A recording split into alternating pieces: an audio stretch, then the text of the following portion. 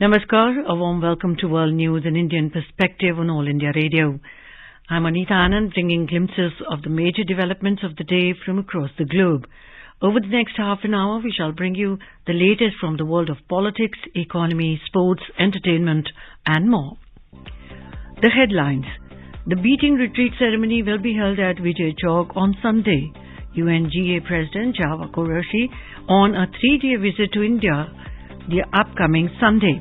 G20 to hold science inception meeting to be held in Puducherry on 31st of this month. Indian High Commission in Nigeria celebrates the Millets Food Festival on Saturday. PM Narendra Modi addresses the annual NCC rally on Saturday evening. FIH Hockey World Cup, India to clash with South Africa on Sunday. And in cricket, India to take on New Zealand in the second ODI.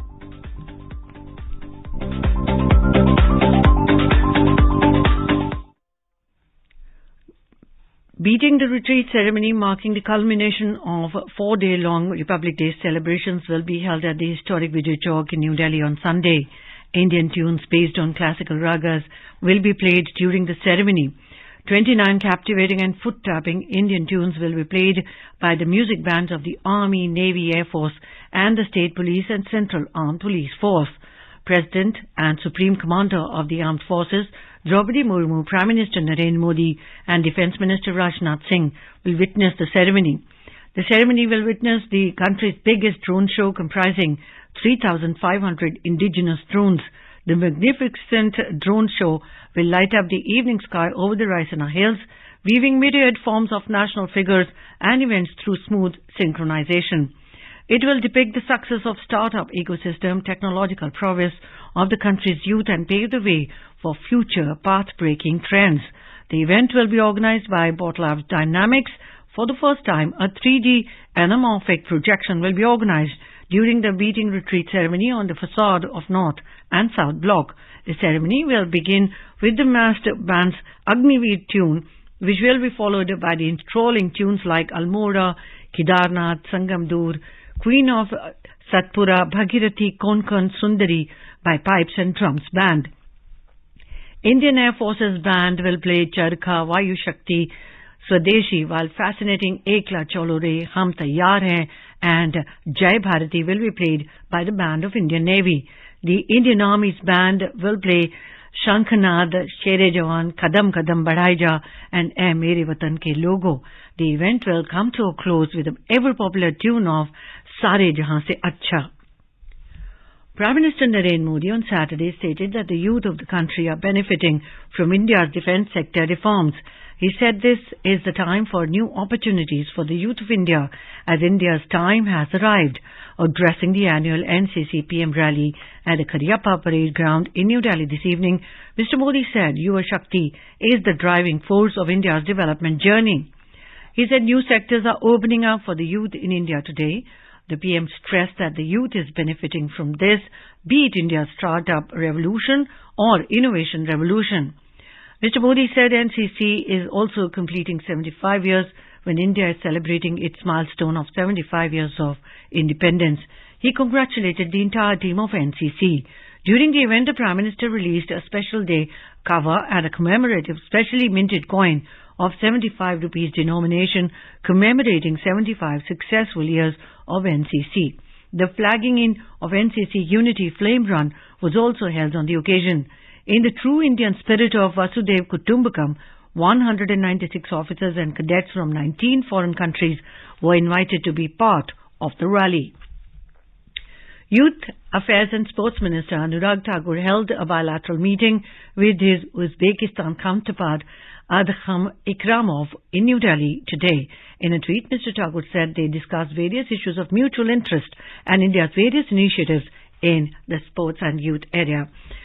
President of the 77th session of the United Nations General Assembly, Java Qureshi, will be on a 3-day visit to India from tomorrow.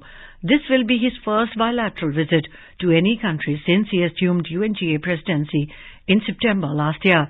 During the visit, Mr. Qureshi will hold talks with External Affairs Minister Dr. S. Jaishankar on key multilateral and regional issues of mutual interest. He has outlined a few priorities for his UNGA presidency. These include standing firm on basic principles of the United Nations Charter and making significant and measurable progress in sustainability transformation, enhancing role of science in decision-making, and increasing solidarity to better endure new chapters of crises facing the world are some of his other priorities. Given Mr. Kourosh's strong interest in India's expertise in water management and experience in sustainable development goals, he would also be interacting with senior officials of Niti Aayog and India's G20 presidency team to explore the scaling up of India's best practices. On 30th January, the visiting dignitary will deliver a public address at the Indian Council of World Affairs on his presidency theme of solutions through solidarity, sustainability and science in the UN. The UNGA president will also witness beating the retreat ceremony tomorrow. He will pay floral tributes to Mahatma Gandhi at Rajghat on 30th January on the occasion of Martyrs' Day. This visit to India will be an opportunity to exchange views on global challenges that the United Nations is currently seized with. It would help reinforce India's abiding commitment to multilateralism, including through its ongoing G20 presidency, and how it would address these global challenges meaningfully for a better future for the global South. A two-day inception meeting of the Startup 20, the new engagement group of G20 initiated by India, began on Saturday in Hyderabad. Union Tourism Minister G. Kishan Reddy, G20 Sherpa Amitabh Kant, G20 Startup 20 Chairman Chintan Vaishnav, Department for Promotion of Industry and Internal Trade, DPIIT Secretary Anurag Jain, G20 Secretariat J.S. Ashish Sinha, participated, while about 180 delegates from G20 member countries and 9 special invitee countries besides stakeholders including startup investors and innovators attended the inaugural meeting. High Commission of India in Nigeria, Abuja, celebrated Millets Food Festival and Cooking Competition today. The event was held in the presence of the members of Indian community and Nigerian dignitaries. On the occasion, several restaurants put up their stalls and served food to the participants to promote the millets. A cooking competition was also organized by the High Commission of India, in which 16 participants took part.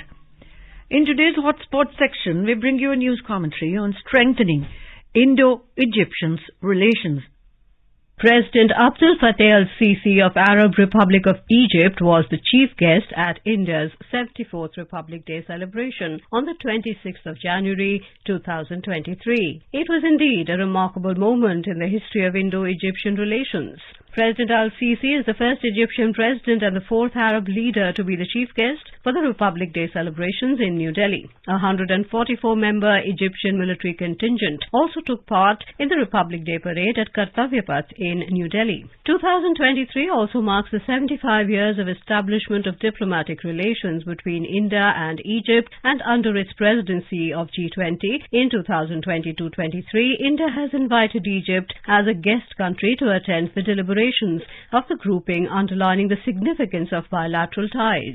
Egypt is an important Arab, African, Mediterranean and Middle Eastern country. Its location connecting Africa with Asia through the Sinai Peninsula and linking the Mediterranean Sea and the Red Sea through the Suez Canal provides it a unique geostrategic position and geopolitical significance. The Arab Republic of Egypt hence simultaneously wields influence in Africa, the Arab world, West Asia and the Mediterranean regions. The Suez Canal is the lifeline of international trade between Europe and Asia, underlining the importance of Egypt in the global economy. Linkages between India and Egypt go back to millennia of civilizational and cultural contacts. The Indus Valley and Mesopotamian civilizations had close trade and cultural connect for hundreds of years. Historical evidence suggests mercantile and diplomatic contacts between Indians and Egyptians continuing during the medieval times. In the colonial era, both India and Egypt suffered economic deprivation and collapse due to the exploitation and rose up against the colonial rulers in the 20th century. After their independence, India and Egypt emerged as two of the most important post-colonial states and leaders in Asia and Africa. The relations between India and Egypt were rekindled in the 21st century. Egypt is one of the most important political, economic and security partners of India in Africa and the Arab world. With robust political and diplomatic relations, strong defense and economic ties and increasing people-to-people contacts, the bilateral relations have witnessed unprecedented growth in recent years. India-Egypt bilateral trade witnessed notable increase over the last 5 years and reached $7.26 billion in 2021-22. Between April and November 2022, the bilateral trade stood at $3.72 billion. Indian imports from Egypt comprises mineral oil and petroleum, fertilizers, chemicals and cotton, while Indian exports to the Arab African nation includes agricultural and food products, iron and steel, automobiles and vehicles, and cotton yarn and textile. India is the third largest export market for Egypt, sixth largest trading partner and seventh largest exporter to Egypt. Indian companies are one of the largest international investors in Egyptian market, and this is set to grow as bilateral relations continue to improve. As of 2022, investments from India and Egypt stood at about $3.15 billion. Many Egyptian companies are also active in the Indian market. In a changing global geopolitics and increased concerns about environmental degradation, New Delhi and Cairo are eyeing greater cooperation in the fields of defense, trade and food and energy security. In 2022, India came forward to send supplies of wheat to Egypt in the wake of the Russia-Ukraine conflict that disrupted the global supply chains and raised questions over food security in Africa, West Asia and other parts of the world. Discovery of gas in the Eastern Mediterranean augurs well for Indo-Egyptian energy cooperation. India and Egypt have also developed a robust security and defense partnership over the years through close counter-terrorism cooperation and improved military-to-military ties. Egyptian officers have joined courses in Indian military schools, while the two sides have also participated in military exercises hosted by each other. Defense trade has emerged as an important area where the two countries are looking to enhance engagements. A contingent of Egyptian military to partake in the Republic Day parade in New Delhi as a sign of enhanced defense ties. A contingent of Egyptian military took part in the Republic Day parade in New Delhi as a sign of enhanced defense ties. President Al-Sisi met Prime Minister Narendra Modi and participated in delegation-level talks on bilateral, regional and international issues of mutual interest. External Affairs Minister Dr. S. Jaishankar also called on the Egyptian President. President Al-Sisi's interaction with the Indian business community set the tone for greater trade and commercial activities between the two nations. India and Egypt signed several memoranda of understanding MOUs in various fields, including defense, security, trade, energy and food security, and broadcasting. The visit of President Al-Sisi to India as chief guest for the Republic Day celebrations would further strengthen Indo-Egyptian relations and lead to a new era in bilateral ties.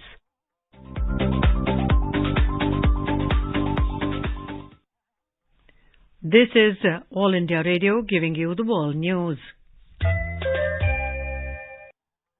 Welcome back to World News. Tunisians are to vote again on Sunday in elections for a parliament stripped of its powers. According to media reports, the second round vote comes as the North African country grapples with a grave economic crisis and deep political divisions over President Kais Saied's July 2021 power grab. And now let's take a look at G20 events this week. India is hosting a series of meetings for G20 delegates across the country. G20 India 2023. One Earth, one family, one future.